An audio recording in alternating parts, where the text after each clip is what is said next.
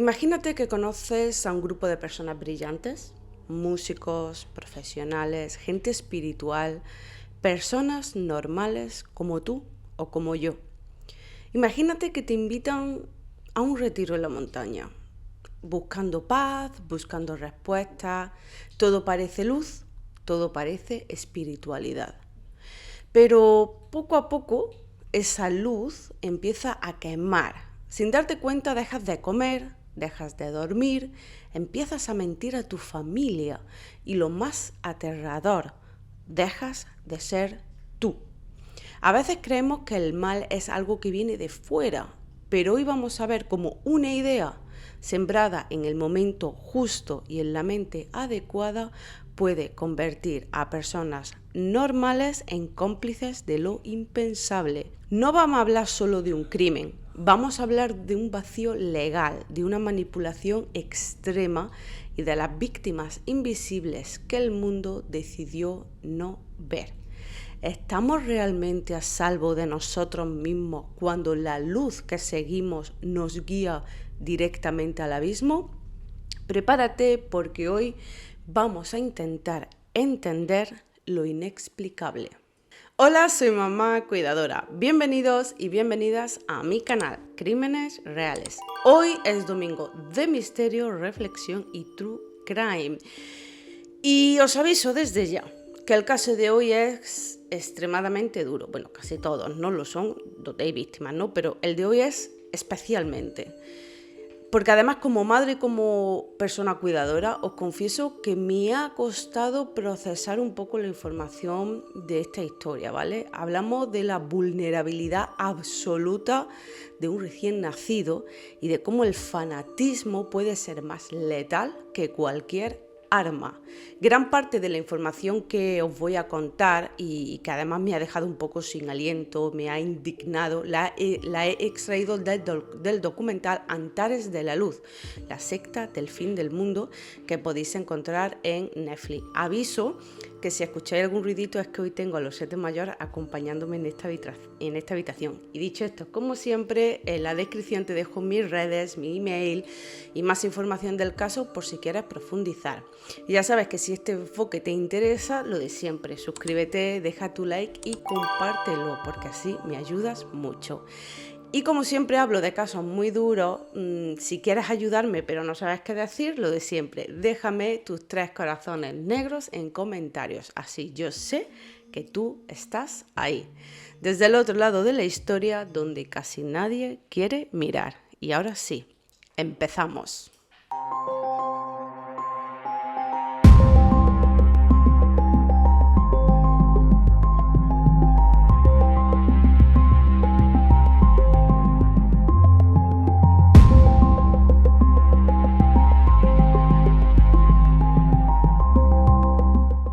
Hoy vamos a viajar hasta Chile, a un valle llamado Coyihuay o Coliguay, lo voy a llamar Coyihuay, no estoy muy segura, así que perdonadme. Y vamos a hacerlo para entender cómo un hombre que se hacía llamar Antares de la Luz logró apagar aparentemente el juicio de todo un grupo de jóvenes profesionales.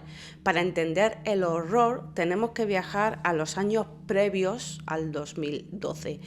En ese entonces, Ramón Castillo Gaete era un hombre que se movía en ambientes culturales de Santiago, era músico, tocaba el clarinete y formaba parte de un grupo de música folk llamado Amoníaco.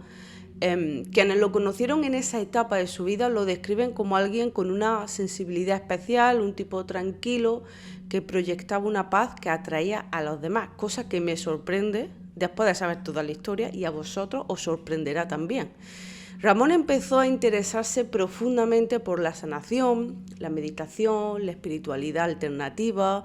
No era algo extraño en aquella época, ¿no? En aquellos años mucha gente buscaba respuestas fuera del sistema, ¿no? Poco a poco empezó a organizar talleres y reuniones de meditación. Fue en ese contexto cuando ya tenía un pequeño núcleo de personas escuchándole, cuando el nombre de Ramón empezó a quedar atrás para dar paso a Antares de la Luz.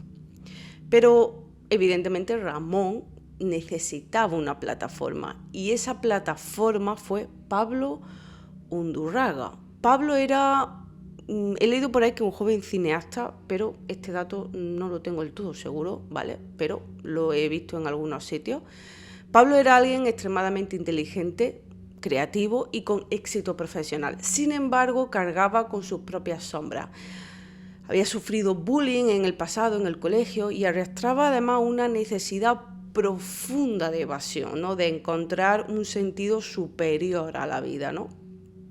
Pablo ya practicaba meditación cuando conoció a Ramón, y la conexión además entre ellos fue prácticamente inmediata. De hecho, fue a través de la red de contactos de Pablo, pues su círculo de amigos, la gente que conocía, ¿no? De su entorno, que eran gente pues normal y corriente, profesionales, artistas, que el grupo empezó a crecer. Llegaron Natalia Guerra, dibujantes, personas preparadas que buscaban un guía espiritual, profesional, lo que ya he dicho, ¿no? Y el punto de no retorno, además, con este grupo ocurrió durante un viaje que hicieron a la selva en Perú para realizar ceremonias de ayahuasca. Fue en medio de ese trance místico donde Ramón afirmó haber tenido una revelación. Él no era un hombre común, sino una entidad vinculada a las estrellas. Eligió el nombre de Antares, que es la estrella más brillante de la constelación de Escorpio, y le añadió de la luz para sellar su supuesta naturaleza divina. En esas mismas sesiones, bajo los efectos de la planta, Pablo tuvo una visión en la que percibió a Ramón rodeado de una claridad sobrenatural, como si fuera Dios mismo. Al despertar y contárselo, Ramón no solo no lo negó, sino que se lo confirmó con una frialdad absoluta. Sí, yo soy ese que viste. A partir de ese momento, para el grupo dejó de existir Ramón Castillo y había nacido un ser supremo al que no se le podía cuestionar. Al regresar a Chile, la manipulación se volvió agresiva y evidente. Ramón decidió que debía vivir en casa de Pablo, pero bajo sus propias reglas. Concretamente quería vivir en la habitación que tenía Pablo para su hijo cuando éste se quedaba con él, ya que para ese momento no estaba en una relación con la madre del niño, ¿no? Aquí es donde empezamos a ver que el instinto de Pablo fue doblegado de forma o de manera sistemática, ¿no? Ramón además le ordenó algo que nos da la medida exacta de su control. Le dijo que su hijo pequeño ya no podía entrar en la casa. Os confieso, en este punto os voy a contar que me he cuestionado mucho si narrar este relato usando el nombre de Ramón o el de Antares. Por un lado, Antares es un nombre distintivo y hace que la historia sea mucho más fácil de seguir para vosotros, ¿no? Por otro, me generaba un poco de rabia llamarlo como él quería ser llamado, ¿no? Validando un poco esa fantasía que él tenía de divinidad que terminó haciendo tantísimo daño. Pero bueno, he decidido que por el bien de la narración y para evitar confusiones, he hecho tripas corazón y a partir de este momento me referiré a Ramón, ¿vale? Al líder de Antares de la Luz como Antares, o de la secta de Coyihuay, que también se le conoce. Poco a poco la dinámica del grupo dejó de ser de unos amigos, un alumno de meditación, y se empezó a construir un relato mucho más épico y peligroso.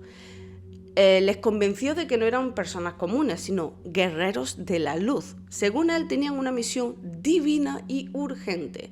Debían luchar a su lado en una batalla espiritual para limpiar el mundo de la oscuridad.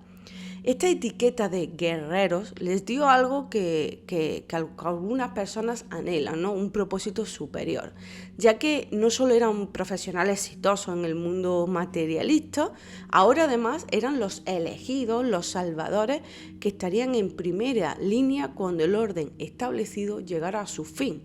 Esta categoría moral les hacía sentir superiores al resto de la humanidad, pero también les exigía un nivel de sacrificio que rozaba lo inhumano. Y aquí es donde volvemos a poner el foco en Pablo Undurraga, porque su caso es el que mejor ilustra el secuestro del instinto. En el documental, Pablo repite una y otra vez que su gran deseo siempre fue ser padre. Habla de su hijo con una ternura que parece real, asegurando que lo amaba y que lo ama por encima de todo. Sin embargo, a Antares le bastaron apenas unos meses para que Pablo renunciara a él.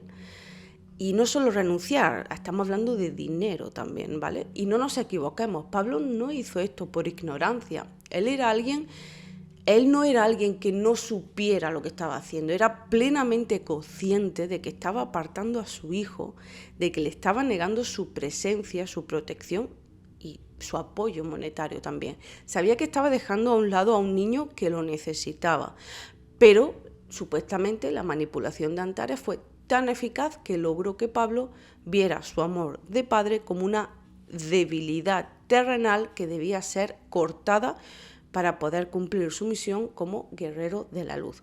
Es una hipocresía porque se supone que tienes que amar a la humanidad en abstracto mientras abandonas al ser más indefenso que depende de ti. Llegado a este punto, la influencia de Antares se volvió absoluta. Ya no solo controlaba lo que pensaban, sino con quién se acostaban. Antares empezó a decidir quién debía estar con quién, rompiendo parejas establecidas para demostrar que su voluntad estaba por encima del amor o el deseo personal, menos el suyo. Su deseo personal sí que importaba, ¿vale? Y un ejemplo clarísimo de eso fue lo que ocurrió con Pablo y Natalia Guerra, ¿no? Ellos eran pareja, pero Antares decidió que quería a Natalia, ¿vale? ¿Y qué hizo? Pues ordenó a Pablo que iniciara una relación con otra integrante, Carolina, simplemente porque él lo había decidido y a él no se le cuestionaba, recordemos. Se sabe que Antares además mantenía relaciones con casi todas las mujeres del grupo, utilizándolas a su antojo bajo la excusa de purificación espiritual, esta es nueva, y Pablo una vez más acató, viendo cómo el hombre al que servía desmantelaba su vida privada por completo. Es aquí donde tenemos que llamar las cosas por su nombre. Esto era una secta. A veces usamos esta palabra un poco a la ligera, pero una secta destructiva se define por tres pilares que yo creo que aquí más o menos se cumplían a rajatabla, ¿no?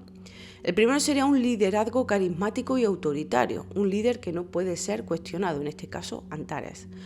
Una estructura piramidal y aislamiento, se corta el vínculo con el exterior, familia, amigos, hijos, aunque bueno, aquí se utilizó una versión distinta y que os voy a comentar un poco más adelante, ¿no?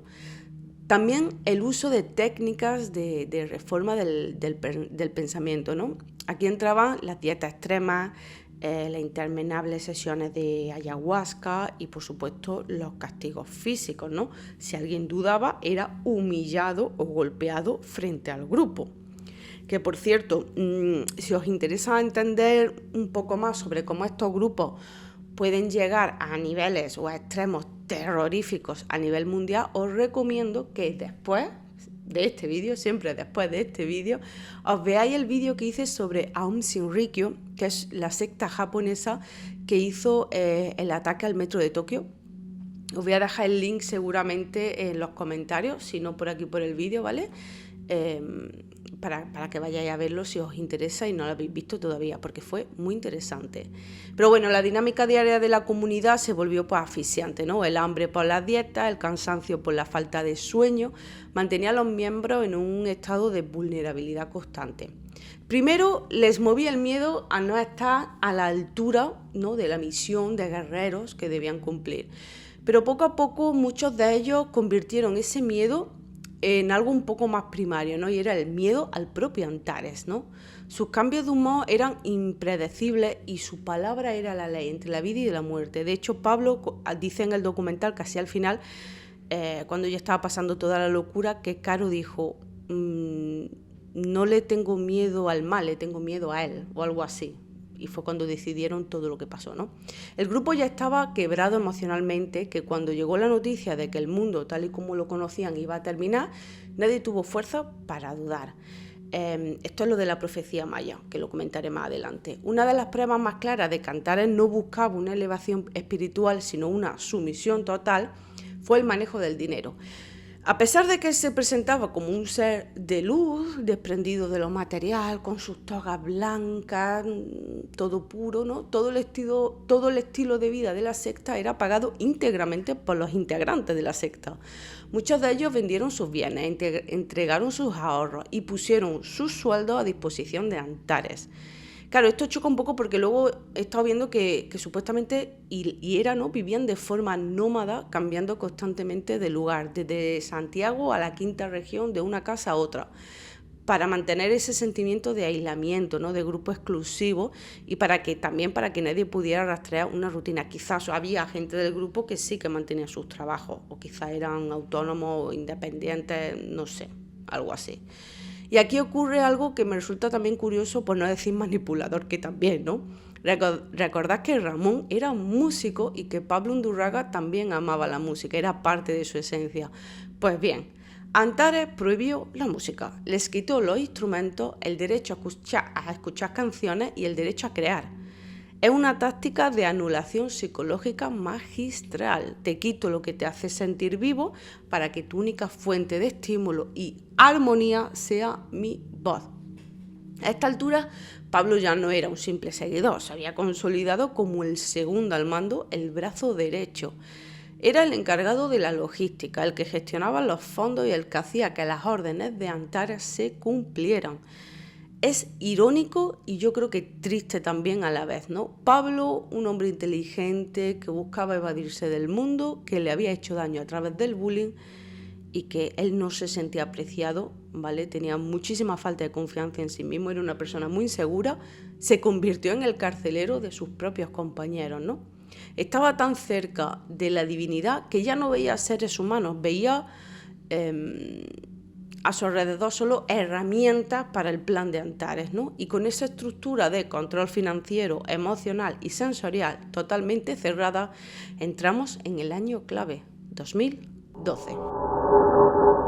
Llegamos al año de la cuenta atrás. Todo el grupo estaba sumergido en una psicosis colectiva alimentada por lo que hemos dicho antes, ¿no? Las dietas extremas, porque cuando pasas hambre dejas de pensar con claridad, ¿no? La ayahuasca, que sí, que será natural y todo lo que tú quieras, pero induce a estados alterados de conciencia y además alucinaciones visuales y auditivas, y hace que tengas una intensa introspección y que además físicamente provoca vómitos, náuseas, aumento del ritmo cardíaco, y a todo eso ahora le añades la interpretación que Antares hacía de la profecía maya sobre el 21 de diciembre de 2012, que en aquella época fue, todo el mundo tenía la cosita de que quizá era cierta, ¿no? Pero para Antares el mundo iba a ser destruido por fuego y solo los que estuvieran limpios junto a él sobrevivirían para poblar la nueva tierra. Otra vez usando todo el tema del fin del mundo para manipular y justificar, ¿no? Que además es un elemento muy usado, y lo de que solo los que estén con ellos se salvarán, os suena, ¿verdad? Yo lo dejo ahí. La tensión era insoportable. En ese estado de privación de sueño y hambre, cualquier evento se convertía en una señal divina o demoníaca, y en medio de ese ambiente del fin del mundo ocurre algo que debería haber sido una alegría, pero que bajo la mirada de Antares se convirtió en una sentencia de muerte. Natalia Guerra se queda embarazada. Natalia, que recordar que había sido pareja de Pablo y que ahora era lo voy a poner muy entre comillas, mujer de Antares, espera un hijo del líder.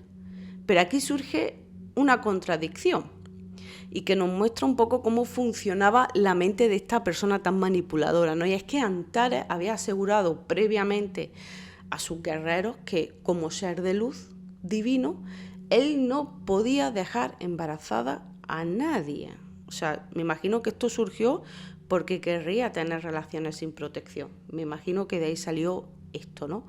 Sus actos sexuales eran supuestamente actos de sanación, no biológicos. Sin embargo, cuando la realidad biológica evidentemente se impuso y el embarazo de Natalia fue evidente, Antares no admitió su mentira, evidentemente. Recurrió a una técnica que usaba a menudo. Cada vez que algo salía mal, o que no coincidía con sus palabras, o que le hacían una contradicción, decía que era Lucifer interviniendo para sabotearlo. En su delirio de poder sembró una idea terrorífica en el grupo. Ese bebé no era su descendencia, sino un recipiente de oscuridad. Decía que era el anticristo, un ser que venía a impedir la salvación de los guerreros y a sabotear el paso a la nueva era. Fijaos en la perversión del relato. Convierte el milagro de la vida en la mayor amenaza para la supervivencia del grupo. Mientras los meses del 2012 avanzaban, la secta se convirtió en un fantasma. Seguían cambiando de ubicación constantemente, moviéndose entre casas alquiladas y zonas rurales. Pero lo más inquietante era cómo manejaban el contacto con el exterior. Antares, en un movimiento extremadamente inteligente y manipulador, no les prohibió hablar con sus familias. Al contrario, Antares lo que hizo, en vez de aislarlos de su familia, les obligaba a mantener el contacto, pero era un contacto bajo guión. Los integrantes llamaban a sus padres y amigos, a veces los veían, para contarles lo felices que estaban, lo bien que le iban sus retiros y lo mucho que estaban evolucionando. Mentían para no levantar sospechas, para que nadie diera la voz de alarma y la policía no tuviera motivos para investigar o buscarlos. Era la fachada perfecta que mantenía a los familiares tranquilos mientras ellos por dentro se estaban desmoronando. Que aquí hago un inciso.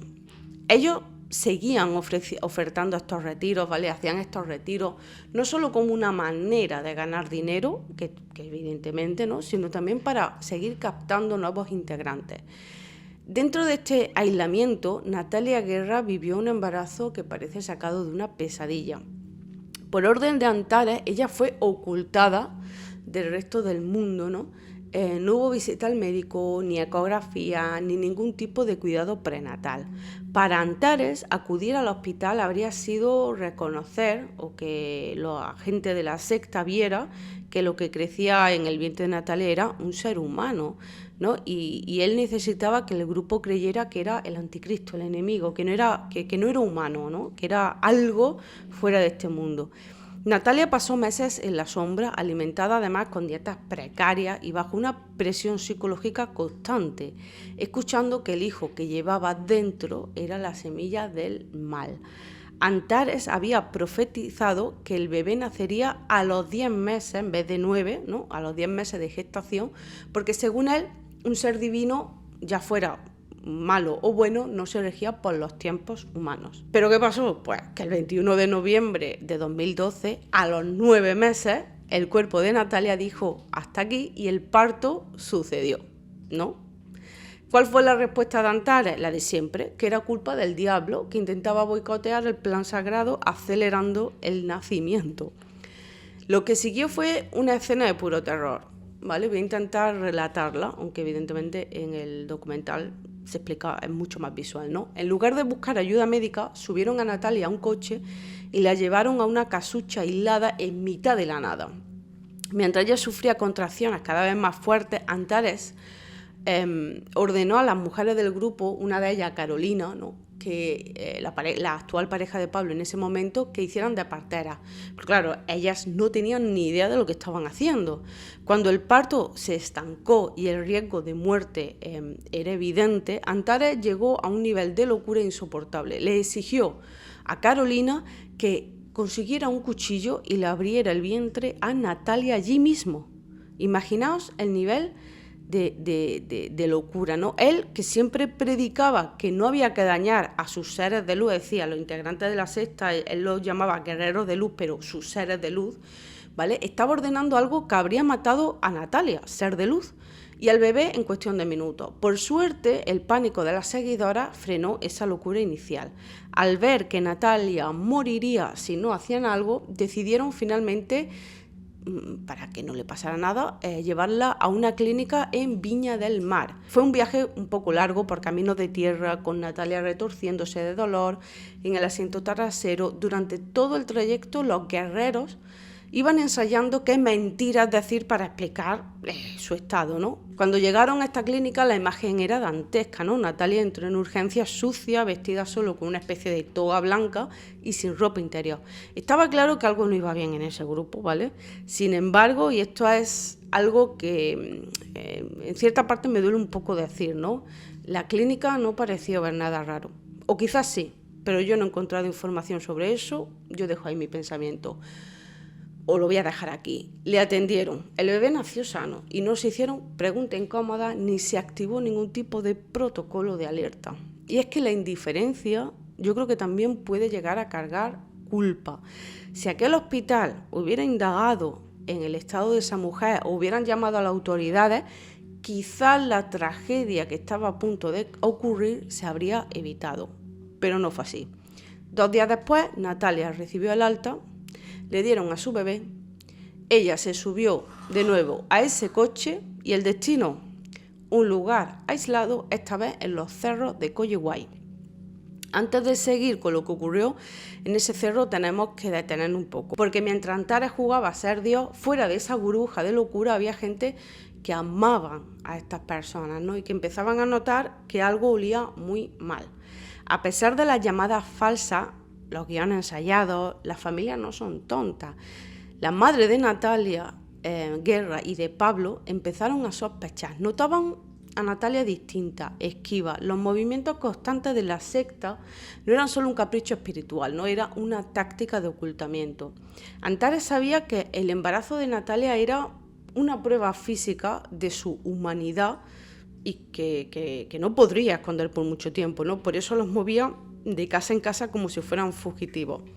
Hubo gente que acudió a la policía. Las familias intentaron denunciar que algo extraño estaba pasando, ¿no? Que su hijo estaba bajo una especie de control mental o que había algo raro en todo esto, ¿no? Pero se encontraron con la respuesta que tantas veces reciben los familiares de víctimas de sectas. Son adultos y están ahí por su propia voluntad. La ley a veces puede llegar a ser un poco frustrante, ¿no? Y en canales como el mío, y en general de True Crime, esto pues se escucha bastante, ¿no? Y ahora aparece, claro, una figura clave en todo esto, que es Francisca Cerda. Ella era parte del grupo y efectivamente logró desertar mientras Natalia aún estaba embarazada. Francisca no simplemente huyó, sino que acudió a la policía con un mensaje desesperado. Les advirtió de que estaban bajo el mando de un hombre que se creía Dios y que algo terrible ocurriría porque había un bebé de por medio que estaban intentando ocultar por todos los medios. Aunque en su momento, es decir que aparentemente no le hicieron mucho caso, su testimonio posterior fue la base para entender un poco qué pasaba dentro de aquella secta. Pero es justo decir que la policía no ignoró el aviso por completo, ¿vale? Se iniciaron algunas averiguaciones, se tomaron declaraciones y se empezó a rastrear tímidamente al grupo. Pero aquí es donde la realidad te golpea, ¿vale? La justicia se mueve a un ritmo administrativo, mientras que la locura de una secta se mueve a un ritmo frenético. Entre la burocracia, la falta de protocolos específicos para tratar con sectas y esa apariencia de normalidad que el grupo lograba proyectar en los breves contactos que tenían, el aviso de Francisca quedó atascado en un escritorio. Mientras el funcionario revisaba un papel, el grupo ya se había movido de casa 3 veces, ¿no? La policía iba pasos por detrás, investigando un posible caso de control mental, mientras Natalia, ya de vuelta de la clínica, subía a aquella colina con su bebé en brazos de tan solo 2 días. El sistema no fue capaz de correr tan rápido como el fanatismo. Así, el 23 de noviembre de 2012, el grupo se reunió en una finca en el sector de Coyihuay, un lugar apartado, rodeado de cerros, de silencio, un lugar muy bonito, ¿vale? Es importante entender que aunque la mayoría de los integrantes estaban allí, no todos sabían lo que estaba a punto de ocurrir, ¿no? Antares mantenía una jerarquía muy estricta y solo su círculo más íntimo, los guerreros de más confianza como Pablo o Natalia, participaban en las decisiones finales, o más bien eran los primeros en escucharlos, ¿no? O veían la cara más verdadera de Antares, ¿no? Los demás estaban en las cercanías, sumergidos en sus propias tareas y en ese clima de tensión del supuesto fin del mundo, ¿no? estaba a un mes, ¿no?, el fin del mundo, sin imaginar que el horror pues se estaba gestando a tan solo unos metros, ¿no? Natalia había pasado meses escuchando que lo que llevaba dentro era el anticristo, una semilla de maldad que debía ser destruida para salvar a la humanidad. Pero la biología es poderosa. En el documental cuentan que tras el parto hubo un momento de vulnerabilidad absoluta cuando Natalia le dio el pecho a su hijo por primera vez y sintió ese amor enorme y primario que cualquier madre reconoce, ¿no? Durante unos instantes ese instinto de protección despertó. Sin embargo, la presión de Antares y el miedo del apocalipsis, pues al apocalipsis fueron más fuertes, ¿no? Bueno, ese destello de amor fue aplastado por el relato del líder. Hay que matar al anticristo. Antares ordenó preparar el terreno. No fue algo improvisado, ¿vale, gente? Estaba planeado. Se utilizó una fosa profunda que ya había en el suelo, donde encendieron una fogata que debía estar constantemente abastecida de madera. El calor era muy intenso, ¿vale? El ambiente estaba cargado de humo y además una psicosis colectiva que nublaba cualquier rastro de humanidad. Claro, el fuego metido en una fosa llega a temperaturas mucho más extremas que si simplemente haces una fogata en la superficie. Lo que ocurrió a continuación es lo más difícil de procesar, ¿vale? Siguiendo las instrucciones de aquel hombre que creían que era Dios, Natalia y Pablo participaron en la preparación del bebé. Según algunos relatos, el bebé habría sido inmovilizado de pies y manos, aunque no todos los detalles se han podido confirmar con certeza, porque además Natalia y Pablo luego se echaron la culpa uno a otro, ¿vale? También se mencionan que le pusieron algo en la boca para silenciarlo. Bueno, fue en ese estado de indefensión total cuando se lo entregaron a Antares. No es que el bebé pudiera hacer nada, porque era un bebé de 2 días, ¿vale? Y aquí es donde el relato de Pablo Undurraga se vuelve especialmente desolador. Él cuenta que se alejó en el momento que le dio el bebé a Antares, pero que al rato Antares volvió pidiendo que avivaran más el fuego, que necesitaba más fuerza, pero ya no llevaba al bebé en brazos. Pablo se acercó a la fosa para echar más madera y por un instante miró al fondo. Él dice que más allá del crepitar de la leña y el rugido o el sonido que hace el fuego, las llamas, no escuchó nada. Un silencio absoluto. Antares había lanzado a su propio hijo, un recién nacido, al fuego. Es la parte que más me cuesta asimilar. La ciencia forense no pudo determinar posteriormente con total certeza si el bebé falleció antes o después de ser lanzado a esa fosa ardiendo, ¿no? Pero el resultado es el mismo, el sacrificio de un inocente por parte de un hombre que se creía dueño de la vida y de la muerte. Tras el sacrificio del 23 de noviembre, el cerro de Coyihuay se llenó de un silencio cómplice, ¿no? Todos en el grupo sabían que el bebé ya no estaba, pero nadie se atrevía a preguntar. El miedo se había convertido en el único lenguaje. Todos tenían la mirada puesta en una fecha, el 21 de diciembre de 2012. Según Antares, ese día, y según la profecía maya, el mundo ardería y su crimen quedaría borrado por el fuego purificador. Estaban esperando que el fin del mundo los salvara de lo que acababan de hacer. Esos días de espera fueron casi un mes, ¿no? Fueron un infierno físico. Antares, quizás proyectando su propio miedo al ver que el fin del mundo no llegaba y de lo que acababa de hacer, ¿no?, se volvió más violento que nunca. Empezaron los rituales de humillación.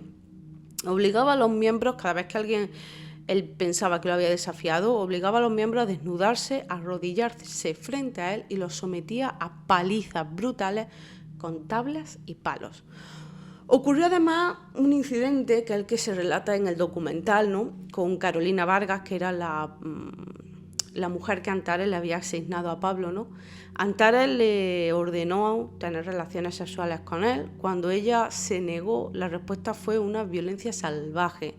Le fracturó la muñeca de un golpe y le dejó el cuerpo cubierto de hematomas.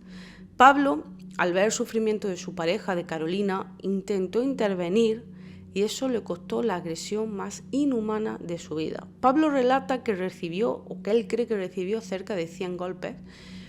Y además, en un momento, en esa paliza, ¿no?, tras un impacto fortísimo en la cabeza, todo empezó a volverse oscuro y perdió el conocimiento. Pero lo más aterrador de la psicología de una secta es lo que vino después, ¿no? Al escuchar a Antares gritando, Pablo recuperó la conciencia, se incorporó con dificultad, se arrodilló y le pidió perdón a su verdugo. Le pidió disculpas por haber sido débil y haberse desmayado, permitiendo además que la paliza continuara. El nivel de anulación era tal que la víctima sentía culpa por no poder aguantar más dolor. Y digo víctima en este contexto, luego aclararé todo lo demás, porque para mí Pablo no es 100% una víctima. Llegó el 21 de diciembre, el supuesto fin del mundo, el sol salió, cruzó el cielo y se puso. Y no pasó nada. Y llegó el día 22, y llegó el día 23, y el mundo seguía ahí, igual de indiferente que siempre. La profecía había fallado. Fue entonces cuando la estructura de la secta empezó a estallar. Pablo y Carolina, que estaban rotos tanto física como mentalmente, huyeron. Pero no fue una huida liberadora, ¿no? Vivían en una psicosis constante. Estaban convencidos de que Antares, siendo Dios, podía encontrarlos en cualquier rincón del planeta, que podía leer sus pensamientos. Se escondían en moteles baratos, temblando cada vez que alguien pasaba por la puerta. Es decir, huyeron porque vieron que no estaba pasando el fin del mundo, pero aún consideraban a Antares un ser divino, ¿vale? Mientras sus seguidores se desmoronaban, Antares hizo lo que hacen los cobardes, que fue huir. Pero no se fue solo, se llevó con él a otra integrante del grupo, Josefina López, y escaparon hacia Perú. Y es aquí donde la hipocresía alcanza también un punto máximo, ¿no? Tras haber prohibido la música a sus seguidores por considerarla algo impuro, que los alejaba de la luz, en Perú él sobrevivía tocando música en las calles para ganar dinero. El dios volvía a ser Ramón Castillo cuando necesitaba comer. Que aquí voy a hacer una pequeña aclaración, ¿vale? La voy a hacer ahora. Porque ¿cómo logró la policía entonces romper ese muro de silencio de la secta si nadie hablaba y las denuncias de lavado de cerebro no prosperaban? La clave fue el tráfico de drogas. Para sus rituales de expansión de conciencia, el grupo importaba grandes cantidades de ayahuasca desde el extranjero. La policía ya le seguía la pista a ese tráfico de sustancias alucinógenas mucho antes de imaginar pues, todo lo que ocurría o que estuviera relacionado con esta secta, ¿no? Pero fue el hilo conductor del que empezaron a tirar los investigadores, ¿no? Los rastreos de envíos, transacciones de dinero y vigilancia relacionadas con el narcotráfico. Antares se creía un ser de luz intocable y cometió el error humano de dejar un rastro burocrático y comercial. Cuando la policía empezó a cruzar los nombres de quienes recibían la droga o que estaban relacionados con ese tráfico con el nombre de las personas supuestamente desaparecidas y que habían sido denunciadas por su familia, las piezas del puzzle empezaron a encajar y el reloj empezó a correr para los investigadores. Sin embargo, el destino de Antares ya estaba sellado, primero gracias a la valentía de Francisca, ¿vale? Que como bien recordaremos fue quien había logrado escapar de la secta antes del sacrificio, ¿vale? Y además ella nunca dejó de insistir, ¿vale? Sus testimonios, sumado a la presión de las familias que no dejaron tampoco de denunciar y a todo el tema de la investigación policial de narcotráfico, ¿no? Que finalmente pues, logró rastrear las llamadas y las ubicaciones del grupo, fue lo que terminó por cercar al líder, ¿no? Sin embargo, la violencia no se quedó en Chile. Tras recibir la persona que se fue con Antares a Perú, ¿no? Recibió una paliza brutal, ¿vale? En suelo peruano, y entonces esta persona, Josefina, escapó y regresó a Chile, ¿no? Y además fue ella quien delató la ubicación de Antares, y ya te digo, junto a todo esto, que la investigación además con todo el tema del narcotráfico ya estaba muy avanzado, ¿vale? Pues eso terminó de desmoronarlo todo, ¿no? La policía chilena, en colaboración con la peruana, cercó a Antares.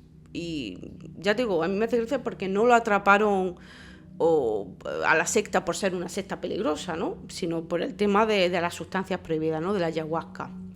Y fue este cerco legal y no una revelación divina lo que hizo que Antares entrara en pánico y decidiera huir, ¿no? a Perú.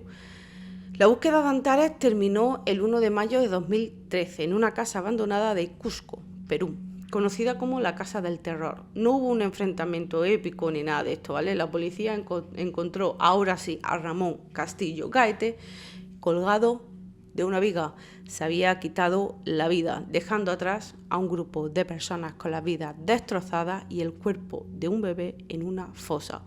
Murió como lo que siempre fue, un hombre pequeño que necesitó destruir a otros para sentirse grande.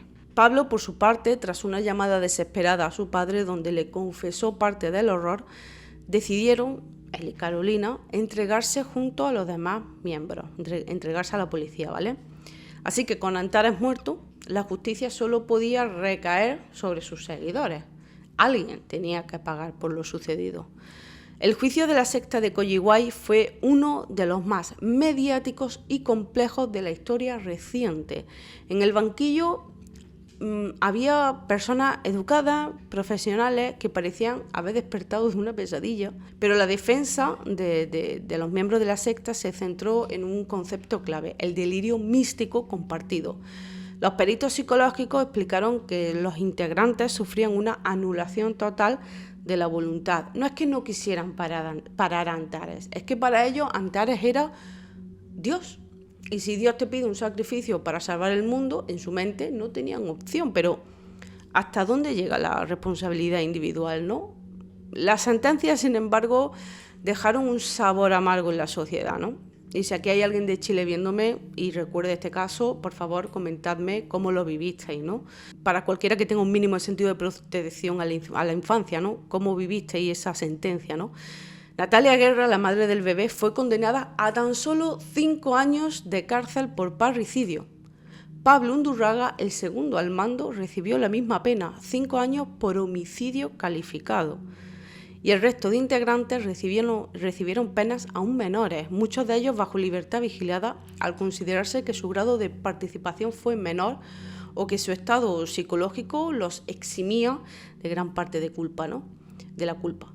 Para muchos, estas condenas fueron mínimas. Ver a Natalia y a Pablo salir de prisión después de tan poco tiempo, tras haber participado en algo tan atroz, es difícil de digerir. Se castigó el acto, pero parece que el sistema no supo cómo castigar la pérdida absoluta de la humanidad de estas personas, ¿no? Porque además Natalia entregó voluntariamente al bebé.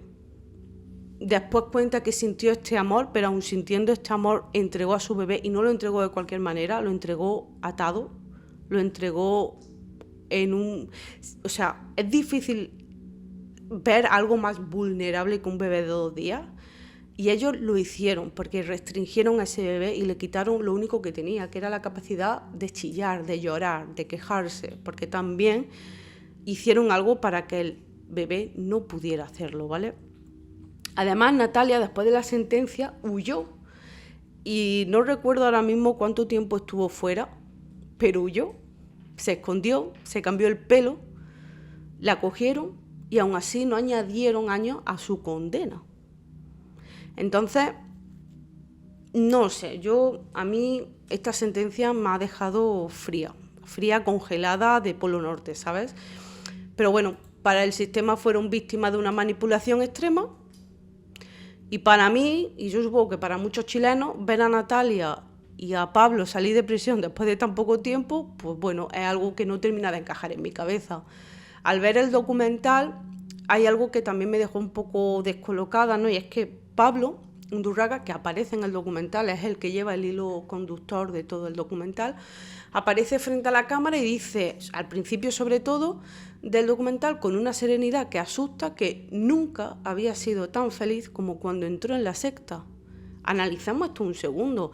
¿Cómo puede alguien ser feliz entregando su voluntad a un tipo que lo molía a palos? Eso yo creo que nos da un poco también la medida del vacío que tenía por dentro, ¿no?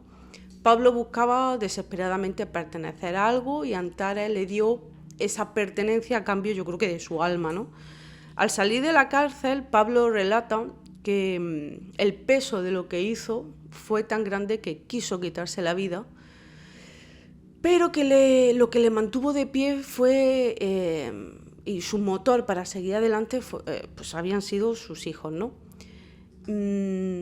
Y aquí es donde tengo que saltar lo que siento. Pablo habla hoy de su hijo, como ya he dicho, un motor, su razón para vivir y para redimirse, pero no puedo evitar que me queme por dentro una duda que quizás solo mía, ¿no? Es una reflexión que a mí me persigue, no sé si a vosotros también, ¿no? Y es, me pregunto qué habría pasado si Pablo, en aquel cerro de Coyihuay, se hubiera visto en la situación de que Antares le pidiera sacrificar a su hijo. ¿Habría sido capaz de pararlo? ¿Habría despertado de ese trance para defender su propia sangre? ¿O también hubiera entregado, atado y amordazado, tal como lo hizo con el bebé de Natalia? Es muy fácil hablar de amor paternal ahora que se está fuera de la secta, pero la realidad es que en aquel momento permitió que un recién nacido fuera incinerado sin mover un dedo. Para mí ese motor de la paternidad de la que tanto habla hoy, no lo tenía o lo apagó por completo cuando más se necesitaba. Y yo os juro que lo he intentado, he escuchado sus testimonios en el documental con respeto y entiendo perfectamente que ellos pasaron por un dolor y el quiebre además que relatan en el documental. Sí, sé que su sufrimiento actual es real y que fueron víctimas de una manipulación extrema, pero sin embargo os confieso que en este caso me cuesta mucho empatizar con ellos. Como madre, como cuidadora principal de mi hijo, cuando el horror alcanza estos niveles de crueldad hacia un recién nacido, mi corazón se bloquea. Entiendo su tragedia personal, pero mi instinto de protección se impone ante cualquier intento de comprensión. Es un horror tan profundo que mi alma se queda ahí, con ese bebé, y me impide conectar con el perdón hacia quienes, por el motivo que fuera, permitieron que aquello ocurriera. A veces me pregunto si Antares fue realmente víctima de su propio delirio místico o si, de forma mucho más cínica, usó esa fe de otros como una simple herramienta para obtener poder, dinero, sexo, ¿no? Al final, poco importa si se creía a Dios o no, porque su narcisismo fue lo suficientemente real como para destruir todo lo que tocó y huir cobardemente cuando su mundo de mentiras se derrumbó, ¿no? Yo tengo que decir que creo en la justicia, creo en la psicología, pero hay un límite que una vez se cruza, no tiene vuelta atrás. Podemos analizar el por qué, podemos estudiar el cómo, pero al final del día lo que queda es una fosa vacía y un silencio que hiela la sangre. Y repito, entiendo que fueron manipulados, entiendo que fueron víctimas de un psicópata, que bueno, yo no soy quien para diagnosticar, es una manera de hablar, ¿vale? Pero hay decisiones que te marcan para siempre. Y sí, creo en la reinserción, pero hay crímenes que no merecen ser perdonados. A menudo yo creo que culpamos al lavado de cerebro para entender estas tragedias, pero el pensamiento crítico es una responsabilidad que no podemos delegar ni olvidar. Cuestionar o cuestionarse las cosas no es falta de lealtad, es un acto de supervivencia, porque cuando entregamos nuestra capacidad de pensar, pueden llegar a pasar cosas que no deseamos en nuestras vidas.